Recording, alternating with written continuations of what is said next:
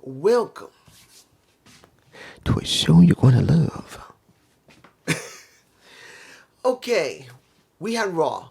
As you saw, I did somewhat kind of like a review, but not really a review, but it was a review at the same time.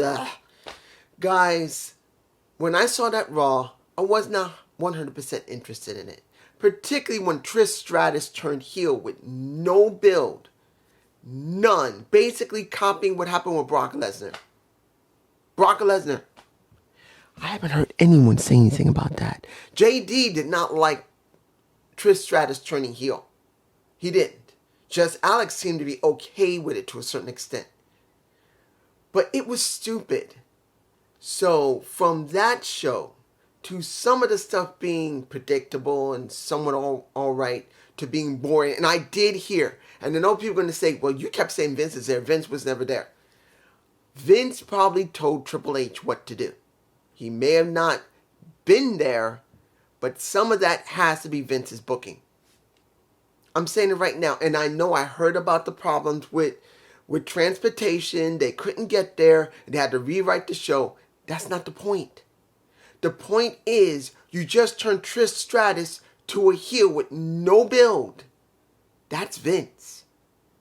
You just did what you did with the Usos. That's a mix between Triple H and Vince. And we still don't know if Vince is running SmackDown or not.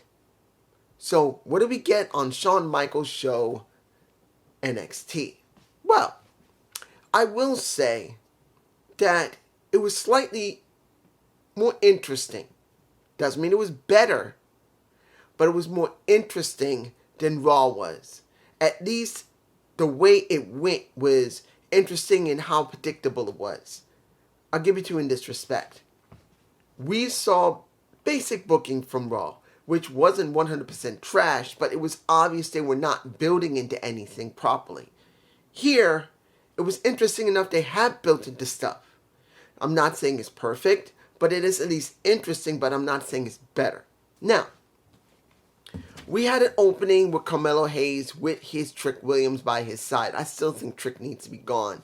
If Carmelo's now face, why is he still keeping a Trick Williams who basically cost a Braun Breaker his damn title and they're acting like they're faces? He should not be there.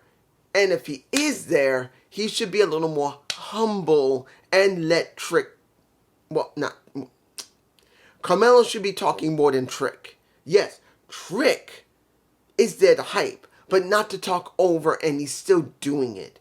I do not agree with it. Trick should be on his own. But what did we get? We got McDonough. We got Grayson Waller. We had Dragon Lee come out. And before they came out, pretty much Carmelo made it very clear. He wants Braun in that fatal 4-way for his title going into, and it's spring breaking? Not spring break. Spring breaking. Who came up with the damn name? It's not a bad name, but who came up with it? But anyway, he wanted him in the fatal 4-way, so he offered it to him. Everyone else came out, spoke their mind, and that's what we got for the opening of the show. I really wanted Trick to talk a little bit less. Yes, I know Carmelo did talk. He did. He talked about McDonough. He talked about Dragon Lee. He talked about Grayson a tiny bit. And I know he did talk.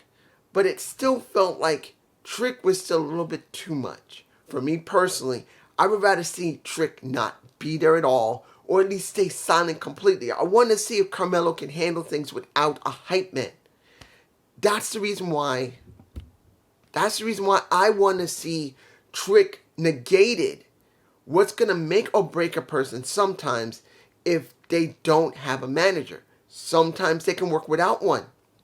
Sometimes they need one. I believe Carmelo doesn't need a hype man, but we won't know until Trick is not there. And then we see him sink or swim. If he begins to sink, you can put Trick back. It won't hurt anything. But with him there, I do believe it's hurting him a little bit. Now, first match was the women's tag team title match. Fallon and let me give it to you like this. Was this really helping a little bit Isla Dawn and Alba Fire. No, they really were secondary in this situation, even though they haven't done 100% a bad job with their tag titles. They've done pretty good vid packs. I didn't have a problem with it. They're both good looking women. No problem. But this has been Kiana and Fallon. And dealing with them not agreeing that pretty much Kiana's got Jensen wrapped around the finger. It is obvious she finally did, because when the match started, he was not there. She told Briggs and she told Fallon he's not there because he's not happy with them. He's upset with them. But he does eventually show up in, I think, halfway through the match. The match wasn't very long. And pretty much when it was all said and done, when he saw his woman's team about to lose, he grabs the bag. Briggs didn't want him to grab it. He grabs it. He tries to give it to Fallon to win the match because he really wants to make Kiana happy. And it didn't happen. He got ejected. They lost the match. Briggs is upset. He touches him and pretty much he shoves his ass to the floor, picks up Kiana and walks away. So what did we just get? Briggs and Jensen temporarily being broken up. One of the tag teams that most people like. But if you're going to go down the road of having the story between Briggs, Jensen, Fallon, and Kiana, you had to do it eventually. I saw it coming. It was obvious it was eventually going to happen. The question is, how long is this part of the story going to last? That's the big question. Next, we got Bernal, Big Bobby Holly, versus Eddie Thorpe. Now, let me put this to you in context. I have to say this because he should mean more to me than he is. I am mixed black with possible Native American in my blood. My father may be Puerto Rican, but I am a mixed black. My mother was mixed with something. She was a lighter skinned woman than I am, so she had white in the blood, but also a possible Native American aspect as well. And for me, a majority of my life, I've always felt something Native American was important to me. Ergo, why I'm not into Christianity, I follow as much as I know of Native American culture, not following it exactly. This guy should resonate at least at a certain point with me, like Tatanka did. Now, admittedly, Tatanka went more down the stereotypical Native American, like Chief. I forgot his name. It's been so long since I thought about not Chief Maivia for The Rock's grandfather, but Chief I forgot his name. It's been so long since I thought about his name. You guys, you can tell me below. But seeing that he has Native American in his blood, like Mickie James, I can resonate with Mickie James because I know she's half Powhatan. I can feel something from her. She's a country girl. But you know there's a little bit of Native American aspect in her. You can feel it in the way she dresses, in her attitude to a certain extent. You can feel it. Tatanka, yes, he was very stereotypical, but I could feel it from him. When I look at Thorpe, I'm not getting that. I am not getting it from Eddie Thorpe. His persona, I'm not feeling anything from, even though I knew there was something that could be Native American.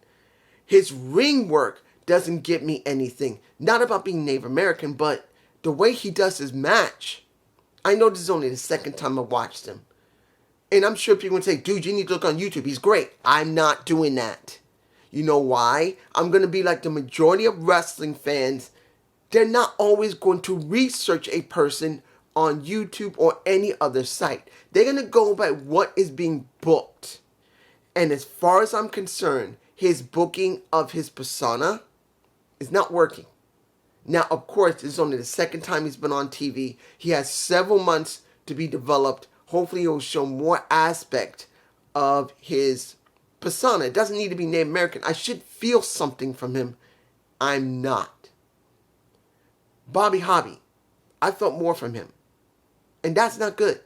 This guy does not have something connectable. Yes, the fans liked him and they were cheering for him, but short term, of course someone's going to cheer, especially if you know about him, but it's going to depend on how they book him and how he puts over his character, his persona, because no matter how much anyone wants to say in current standings where you just got to show how good you are in the ring, wrestling, you must have more.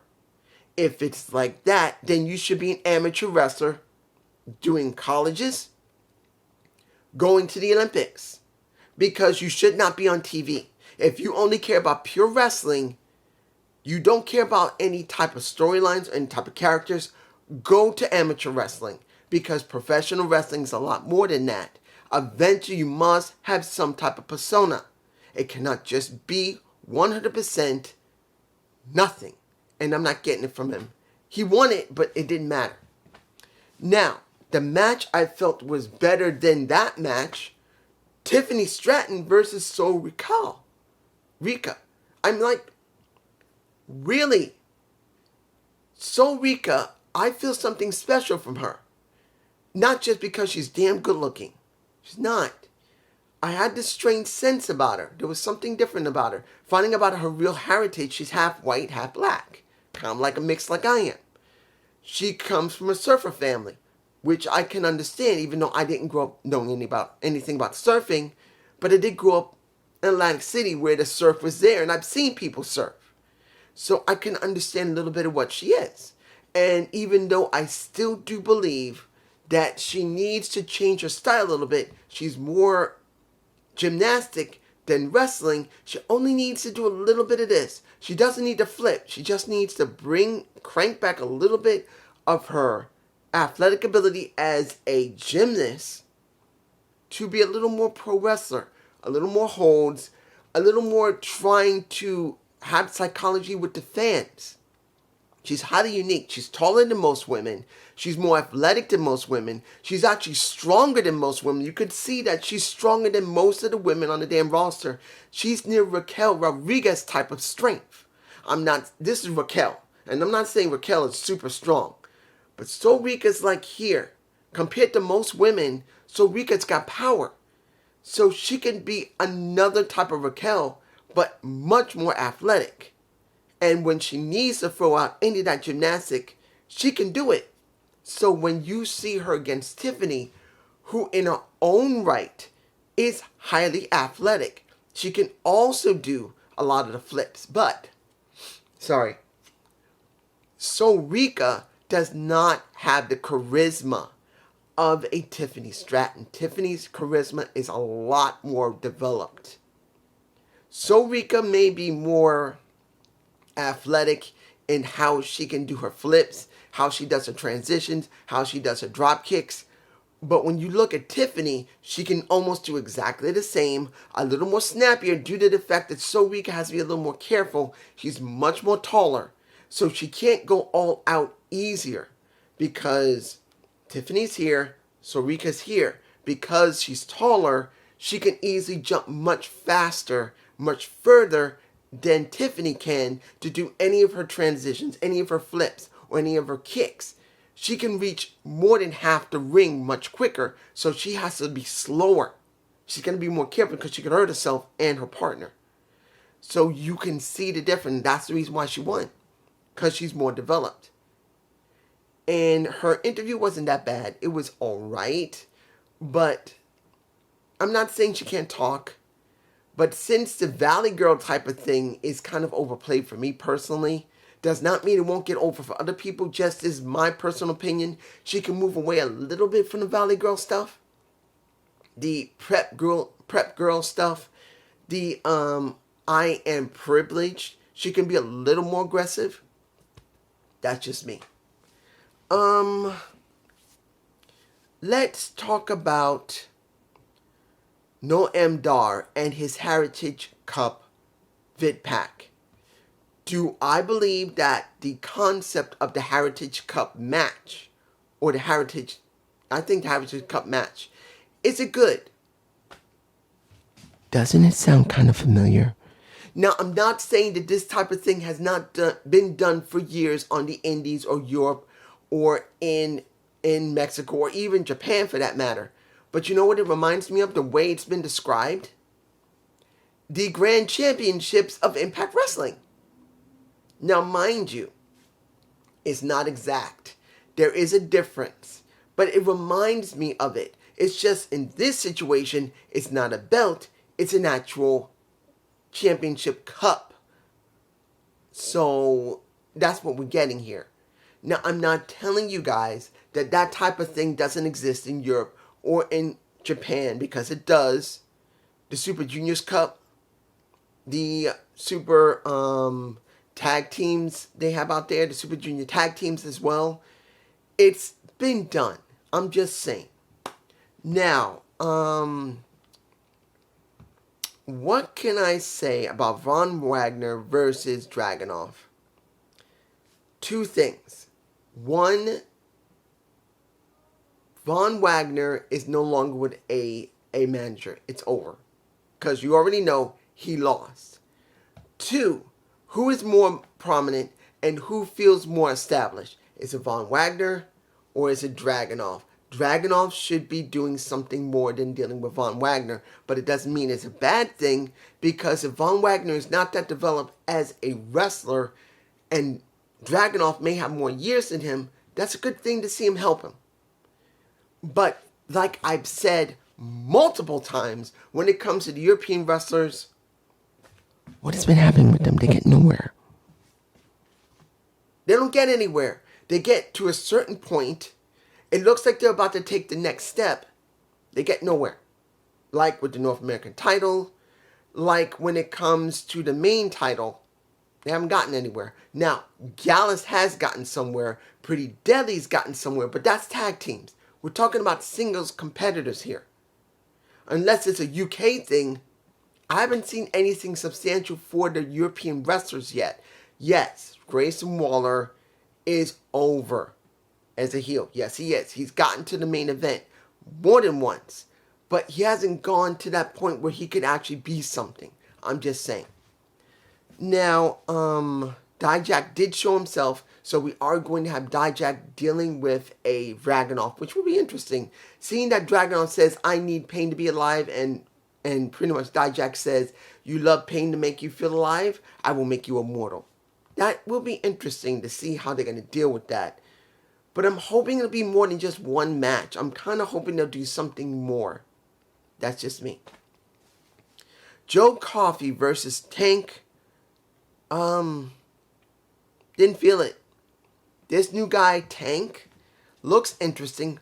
Lager, I believe his name. Tank Lager, he's been in wrestling to a certain extent, and he's been in football for a certain extent. I haven't watched football in years, so I don't recognize him. Wrestling, if he's been on the Indies for a little bit, I don't know him, so he's going to have to build up on me. His ring attire doesn't look that good. His ring work isn't that good either. He does have a lot of charisma. I like his charisma and his energy. But until I get more used to this guy, Tank's ring work doesn't look that great. Tank's ring attire doesn't look that great either. But I do see there's something there, unlike when it comes to Eddie Thorpe, where it's not his ring attire they're not feeling. It's just the entire package. He doesn't feel anything with his mat work. He doesn't feel anything when it comes to his character. I'm just not feeling anything from him, and I want to. I'm just saying. I don't really need to go very far when it comes to, what is the guy's name? Joe Coffey with Gallus. Because what did we get? We get everybody under the sun coming out, starting to fight because they really, really, really, really want those titles. Now, here's something that's interesting. Pretty Deadly dealing with the family of Don and Starks. We actually have one of Pretty Deadly thrown into the boot of a car and driven off because pretty much Pretty Deadly got their asses whooped. And after when we saw, how can I say this when it comes to seeing Zoe dealing with a Roxanne Perez? I really don't want to see Roxanne deal with Zoe. That's not necessary. I don't want to see Zoe having to deal with Roxanne. I want to see Roxanne deal with somebody else. I would like to deal with Tiffany Stratton. not a Zoe Stark. Zoe can do something else. In fact, I think Zoe's ready for the main roster. Really, that's what I really believe. She's ready. But once that little conversation between those two happened, Pretty Deadly started beating down on the Don and the Underboss after that because they got really mad. And you can see someone's jacket getting ripped up. I don't know who it was, Tony's or Stark's, I don't know. So that's a feud that hopefully will mean something. And maybe bring a little bit more out of Pretty Deadly. Because yes, they're characters. But they're good wrestling characters. But I want to see them a little more aggressive and slowly move away from being Pretty Deadly to Deadly. That's just me. What do I want to say when it comes to the Jade segment? Too long. It was too long. And now knowing that she's going to be dealing with Valkyria, I've said it before and I'll say it again. Valkyria's character doesn't make any sense to me. I don't believe it's working. But that's just me. I'm sure other people like it. But for me personally, I'm not feeling Valkyria. I'm just not. Now, when I see that, it felt painfully too long. She mentioned everyone on the roster going in after Roxanne. And also going after Indy. And going after Zoe. And going after Tiffany. And then talking about Valkyria. I would have liked she talked about 3 women. Not everybody on the roster. That felt way too long of a segment. And she felt really trying so hard to make it mean something. It was too long. Valkyria tries to make it into something. A smack to the face of Valkyria. A kick to the head by a Valkyria. And now we're going to have a feud between the two. I'm fine with it. Just please not such a long segment for a Cora Jade. She's still not there when it comes to the mic. Now, mind you, she's not bad. But she needs more work. That's just me. I don't know what I'm going to say about Axiom and Scripps. I'm going to leave that. See where they're going to go with it. I still think it's ACH, but I don't know yet. You guys tell me below if you believe that's ACH.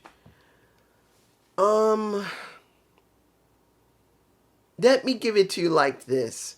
Before we get to the Fatal 4-Way, Chase U's segment of the MVP. What was that?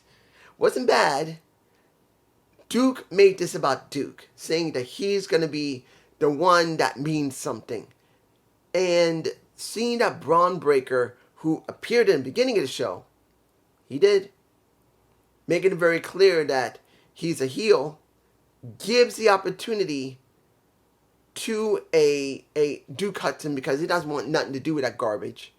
And then spears a Andre. And then you see a Duke Hudson kind of not knowing what to do, but wanting to grab his MVP award and run for it.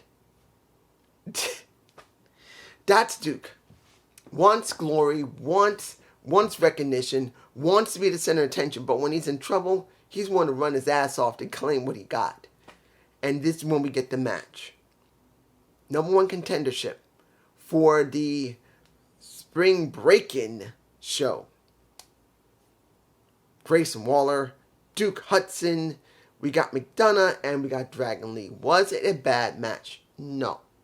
Duke looked the best because he didn't have to do any setups for most of his moves. Grayson does do setups, but at least it was mostly seamless. McDonough as well. It's mostly seamless when it comes to their transitions, to their kicks, to their punches, and the flips. But unfortunately, Dragon Lee was an issue that he did mostly a lot of setups on and off. Some of them were great. Some of them were not. Since he's not used to working with these guys, his transitions and setups had to have a little bit of a pause to let them get in position a lot more easier because he's not working in Mexico or Japan. He's working here.